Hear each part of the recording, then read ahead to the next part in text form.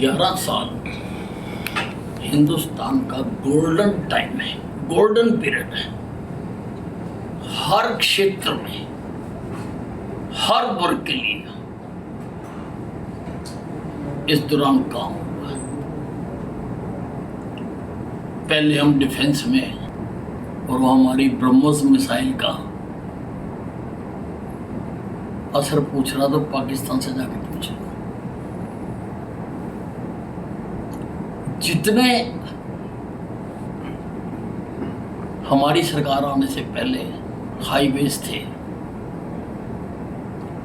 आज उससे double triple हैं। जितने हमारी सरकार आने से पहले एयरपोर्ट थे, आज उससे 3 गुना है। जितने हमारी सरकार आने से पहले मेडिकल कॉलेज थे, आज उससे 3 गुना है। जितनी हमारी सरकार आने से पहले एम्स थे, कितने एम्स थे? दिल्ली में था, आज हर प्रदेश में हमने एम्स खोल दिए। आज हमने गरीबों के लिए 5 लाख रुपए तक का मुफ्त इलाज का इंतजाम किया है आयुष्मान कार्ड के मार्फत से। हमने धरती का स्वर्ग कहे जाने वाला कश्मीर, हमने रेल पहुंचा दी है। सारी दुनिया भर के बच्चों से आज के बाद ये सवाल पूछा जाया करेगा कि संसार का सबसे ऊंचा रेल पुल कहां है, और जवाब होगा भारत। देश देश में हमारे इंजीनियरों का जो काम है, जो हमारी टेक्नोलॉजी है, उसकी आवाज गूंजेगी। इस पीरियड को कांग्रेस के जो राष्ट्रीय अध्यक्ष हैं मल्लिकार्जुन खड़गे, उन्होंने सवाल उठाए हैं कि इन 11 सालों में सामाजिक जो ताना बाना था उस पर क्षति हुई है, आर्थिक रूप से क्षति हुई है, और इन चीज़ों को लेकर उन्होंने सवाल उठाया है केंद्र सरकार पे। उस पर क्या कहना चाहेंगे कांग्रेस की? किसने उठाया? मल्लिकार्जुन खड़गे जो हैं। खड़गे जी की अब आंखें कमजोर हो गई हैं, सत्ता पाने आ रहा है कि वो अपनी शरीर पर ध्यान नहीं दे पा रहे हैं। उनको हिंदुस्तान का विकास नजर नहीं आता। जो इस पार्टी ने किया है, अब मैं आपको वो भी बताता हूं।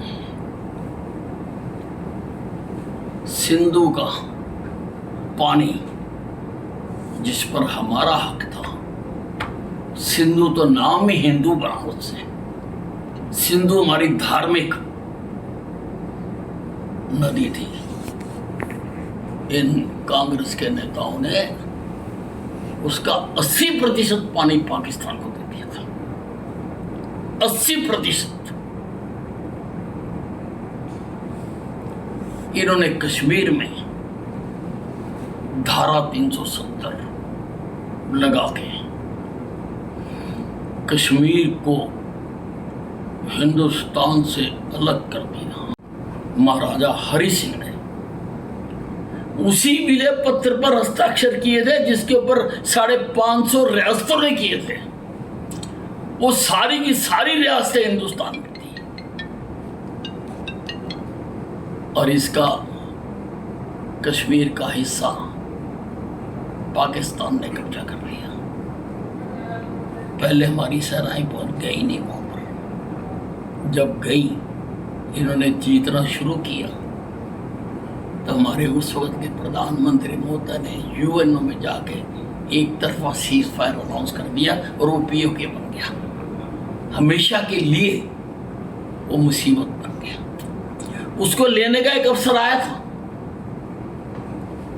अगर हमारे नेता चाहते तो ले सकते थे, 1971 के युद्ध के बाद 90,000 POWs हमारे पास थे।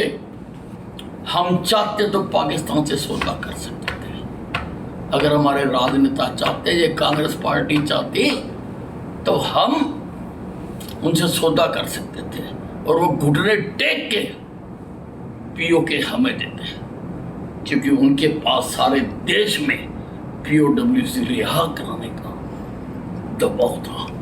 मैं ये नहीं बता रहा कि इन्होंने कितनी जीती हुई जमीनें उनको वापस कर दी है। मैं ये बता रहा हूँ कि अगर ये नेता चाहते तो POK ले सकते थे। कई विपक्ष इसी कांग्रेस पार्टी के इंदिरा गांधी ने संविधान को पैरों तले रौंद के हिंदुस्तान में इमरजेंसी लगाई और लगभग 1.5 लाख लोगों को बिना कसूर के उठा के जेलों में डाल दिया। तो सर, महाराष्ट्र चुनाव को लेकर भी जो है राहुल गांधी अब राग अलाप रहे हैं, चुनाव प्रक्रिया पर सवाल उठा रहे हैं। तो क्या कहना चाहेंगे, जब चुनाव हारते हैं तो ये लोग इस तरह से? देखिए, ऐसा है, ये राहुल गांधी का राजनीतिक रोने का तरीका है, राजनीतिक रोने का। तो कभी EVM, कभी चुनाव हुई, और जब ये जीतते हैं, ये हिमाचल में जीते, कर्नाटक में जीते, तब इन्होंने कोई प्रश्न नहीं उठाया। तब इलेक्शन कमीशन नहीं था, तब EVM नहीं थी, और ये योजनाबद्ध तरीके से कांग्रेस, राजीव गांधी और इनके नेता हिंदुस्तान में जो हमारी संवैधानिक संस्थाएं हैं उनके खिलाफ एक कैंपेन चला रहे हैं, चाहे इलेक्शन कमीशन हो, चाहे CBI हो, चाहे ED हो, चाहे कोर्ट्स हो। क्यों? क्योंकि ये हिंदुस्तान में तानाशाही लाना चाहते हैं। कांग्रेस, जैसा मैंने पहले बताया कि इंदिरा गांधी ने भी तानाशाही करी 1971 में। कांग्रेस के दिमाग में तानाशाही का DNA है, इनके खून में तानाशाही है। कई विपक्षी दल इल्जाम लगा रहे हैं सरकार पर कि वो पश्चिम बंगाल और बिहार के चुनाव में धांधली करने जा रही है। ये जो महाराष्ट्र का ये चुनाव का अब आकर रोना रो रहे हैं, ये बिहार और पश्चिम बंगाल में अपनी होने वाली हार की भूमिका बना रहे हैं, लोगों को बताने के लिए। ये पहले से आज क्यों लिखा, और क्यों आज तक चुनाव आयोग को राहुल गांधी जी ने जाके दरखास्त नहीं दी, क्यों नहीं दी? ये इनको पता लग गया कि इनका सफाया होने जा रहा, और यहां से ही नहीं, ये कांग्रेस ने जो कुछ देश में किया है, हिंदुस्तान के लोगों ने इस कांग्रेस नाम की बीमारी को देश से उखाड़ के फेंकने का फैसला कर लिया होगा। इनको ये मालूम